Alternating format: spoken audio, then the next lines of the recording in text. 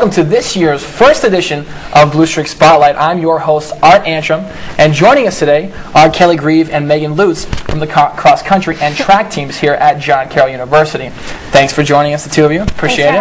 Thanks for having us. Well, right off the top, we're going to go about 2 weeks back to the Rick Sayre Invitational, and the two of you respectively finished 4th and 7th. Great finishes for the two of you early on in the season. Can you talk about how you guys are, hit the ground running per se?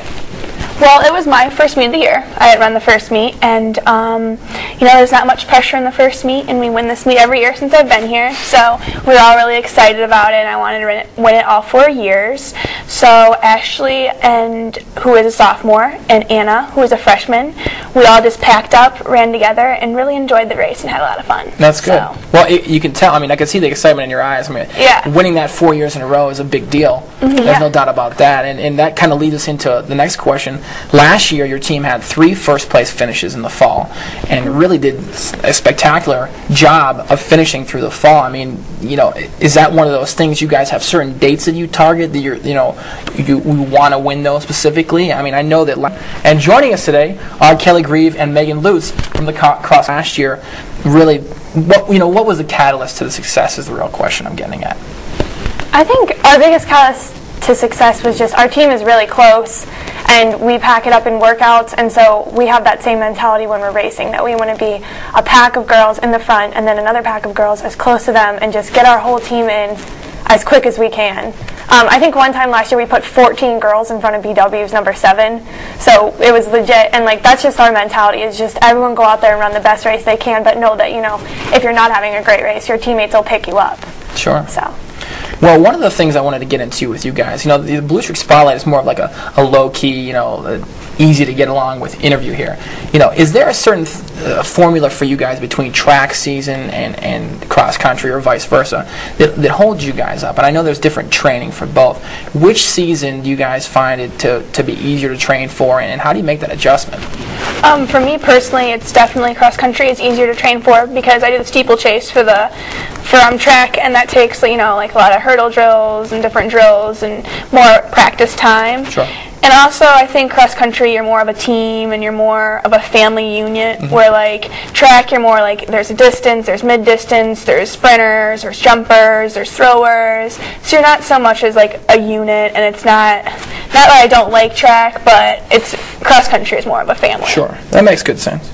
Well, last year on Blue Streak Spotlight, we had a ton of track athletes. Lauren Stayer, Alicia Gianell, David Hickey, and the Mahalik brothers. They were a hoot the entire time, which I'm sure you expected. Yeah. Do you have any colorful stories about any of the aforementioned folks? So let's keep it PG-13 relatively. I'm sure there's a Mahalik story locked in there somewhere. Oh my gosh. There's a lot of Mahalik stories. Gosh, where do you start? The first time I ever met Tony Mahalik, he got in my face. I was a freshman. It was my second track practice, and he said, "What's your name?"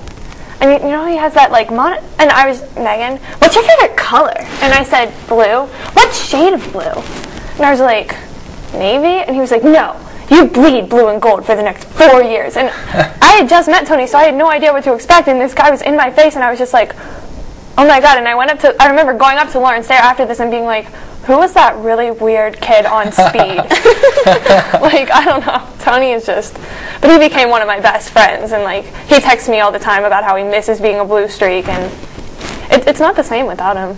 Yeah, that's for sure. It definitely brought a lot of fun and good energy to the team. So for sure, you could tell that in the interview. Those guys were so excited to be on this stage. It was almost like they were bubbling over with excitement. Yeah. But Tony more so than Matt. But regardless of that, this is where the interview gets really fun. Okay. I'm going to mention 3 names to you. Each of you need to give me an answer for this. What's the first thing that hits your top of your mind when I say these names? Okay. The first name is Usain Bolt. Fast. Really fast. Okay, fast. Stupid fast. I like Megan's answer of stupid fast. Next one, Jackie Joyner-Kersee. Cheater. Not cool, dude.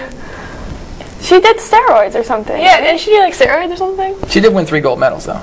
But on steroids. Fake gold medals. Those are the little plastic ones that you get at the dollar store.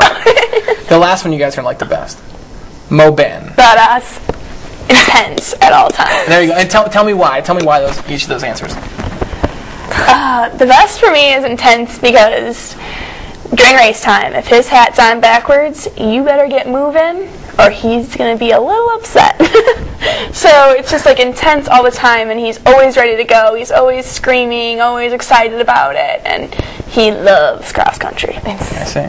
I actually had the same vision in my head of him hat on backwards. There's this picture that we have from a race, and you can tell he's waiting for the race to start, arms crossed, hat on backwards, just blank expression on his face, like, my girls better get out right now. And he just looks scary.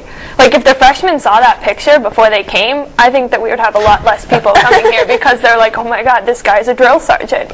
But he really does. He loves cross country, and he loves what he does, and he knows what he's talking about. So he's a great person to have around on our coaching staff. Well, he's certainly gotten the results that I know Dara Ford has been looking for, and I know that he's very well respected by yourself and your teammates. We've heard that from outside of the program as well, so it's great to have a guy like Moe here, on the JCU staff. Oh, yeah. 1964 national champ.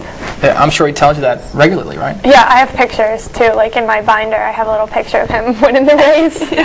I like that. I like that. Very legit. He won't autograph it yet, though. He doesn't do autographs. So. After you graduate, maybe?